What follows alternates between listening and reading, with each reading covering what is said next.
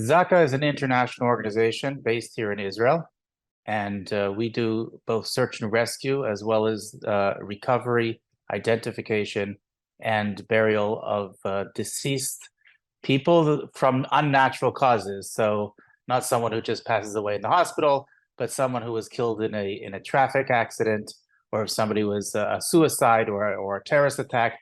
That's generally what our work is, and mostly run by volunteers.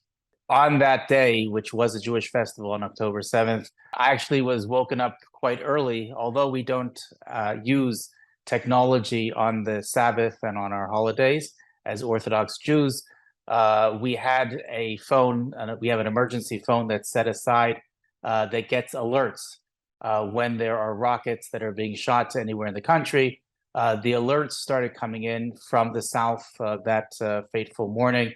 And they started, there was clearly a barrages of rockets that are going through, much more than we have experienced in the past.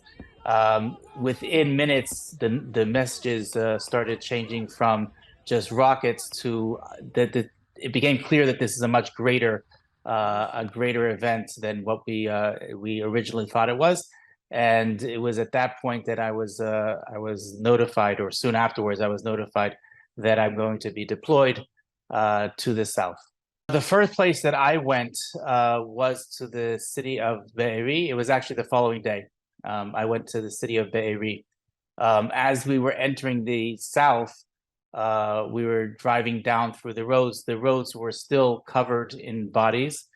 There were cars that were burnt on the sides of the roads, riddled with bullets, with bodies inside of them.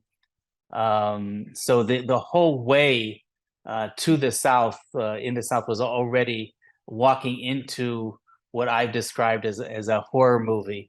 It was just something that was completely surreal, even to veteran, seasoned volunteers like myself, who have seen quite a lot in the past. We went house to house, and every house was, I could almost say, was worse than the one before it. We're talking about entire families murdered, houses that were completely burnt down when the terrorists were not able to get into the families. They just burnt the houses to the ground. So we're talking about bodies that were completely burnt, men, women, children. On many occasions, I should also mention that we saw other nationalities. It wasn't not on Be'eri, but next to there was another kibbutz called Alumim, in which we found over 30 bodies of Thai workers from Thailand that were working in the fields there. They were all murdered. The murder was clearly indiscriminate, and they didn't care whether it was a Jew, a Muslim, a foreign worker, an Israeli. They were basically killing everybody, and I should say even the animals. We went into farms where they just mowed down all of the cows, for example. They were basically, it was just a kill zone where they were out to kill everything alive that they found, except obviously the hostages that they took. So let me just tell you what I did, because I was only in the kibbutzim initially for a couple of days before I was called up to the IDF on an emergency call up. And at that point, I was sent to coordinate a center in an army base here in the center of the country, which basically all of the bodies came to.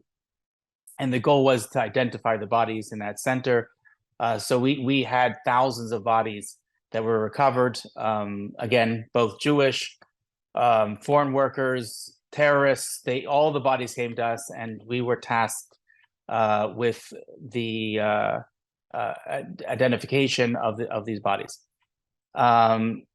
Different people dealt with it differently. I could say that there were many people, for example, in that center that I was coordinating, the bodies were already in body bags, and each one was given a unique number to it. So many people that worked there, David, they didn't want to know the names of the people that they were dealing with. They just wanted to know the numbers, because they were, number one, they didn't want to connect to that person, and number two, they were afraid that perhaps they would recognize one of the names and they would just not be able to continue working.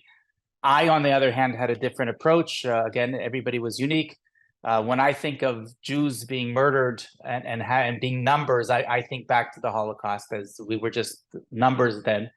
And for me, it was very important to give a name, to hear the name of every single person that I worked with there. So again, everybody had their own unique ways of dealing with it. Israel is one of the leaders in the world for psychotrauma, and we had a constant flow of psychologists, army psychologists, coming through and speaking to all the workers on a daily basis. But just to tell you how terrible it was, David, there were actually psychologists that were tasked to speak to the psychologists, because what they were hearing from us about the victims was so traumatic that they actually needed therapy themselves. So in the kibbutzim itself, we tried as best as we could to identify who were the victims and who were the terrorists. That's not always so clear-cut, either because the body was mutilated or because, for example, I'll just give you an example. We found the body that had the magazine of a Kalashnikov, an AK-47, which is the weapon that the terrorists used, in his pocket. But that wasn't enough for us to identify the body, because it could be that this was someone that was living in the kibbutz and was just trying to defend themselves and picked up a gun and picked up a magazine off the ground. There's no way of knowing from just that what this body was. On the other hand, we had other clear signs. For example, there were some that had a ribbon over their forehead of Hamas. Some of them had watches that they did not change their time zone. They have a time zone which was an hour before ours, so they had the Gaza time on their watches. Even that wasn't 100% proof, but that gave us more of an idea of who was who. The actual identification of them involved more technology. So generally, everyone in Israel, or I would say most people in Israel, go through a process of fingerprinting. There's a mandatory draft here to the IDF, to the army. So anyone who's 18 years old goes through a process in which they are fingerprinted. During that process, DNA is also taken, and they're pictures of their teeth. Anyone in Israel that has either a biometric passport or identity card has gone through fingerprinting, and of course, someone who's been arrested in the past has been fingerprinted. So this is all part of these huge databases that the government and the IDF hold. There was actually a special law that was emergency law that was made just for this event in order to identify the body, that allowed access for the government into the army database, which is usually sealed and not accessible to the government. So the first thing we did is we fingerprinted anyone that we could, and that was the fastest way to identify them. Unfortunately, there were people that were not yet of the age of draft age, 18, or of the age of getting an identity card. They were less than 16, or perhaps their bodies were so mutilated or burnt that we weren't able to get fingerprinting from them. In those cases, we used other technologies, including having a group of dentists looking at the teeth and or the DNA samples that were taken from the bodies. And if those DNA samples, if we had something to compare it to, so we had local people here in Israel, that family members that we can compare it to, then the process is generally pretty fast. On the other hand, when we don't have what to compare it to because they don't have family members, or the terrorists, for example, we don't have any any records to compare it to, that process of DNA checking by the forensics department takes a lot longer. So we have about a dozen salaried workers, and we have a few thousand volunteers. Most people that are working for the organization are volunteers, and it really needs to be that way. You can't pay somebody to do this work. This is something that someone has to want to do, that feels an obligation to do. Just to make it clear, David, for those that are not aware, according to Jewish law, our tradition is that a person after they're deceased, their soul still hovers over that body. They're still around very much with us until they are buried, until they go on to the next world. And even then, we believe in a resurrection. So the process of a respectful burial is very important to us, both to the deceased as well as to the living, to their families. If we believe in burying as quickly as possible, and especially in cases like this, it's necessary to close that circle for families that are waiting, that don't know if their family members, their loved ones have been taken hostage, if they're missing.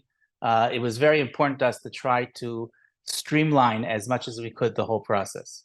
There's a story that I just heard actually today in our offices where there was another group that was going out to recover bodies from the kibbutzim. At the time, in the first day, there were still terrorists that were roaming around, and we were guarded constantly by the IDF as we were doing the recovery of the bodies. And often we were called out of the kibbutz because there were ongoing firefights. There was actually a soldier that was guarding that group, and the soldier got into a firefight with a terrorist and was killed. And that group wound up having to also recover the body of the soldier that was guarding them.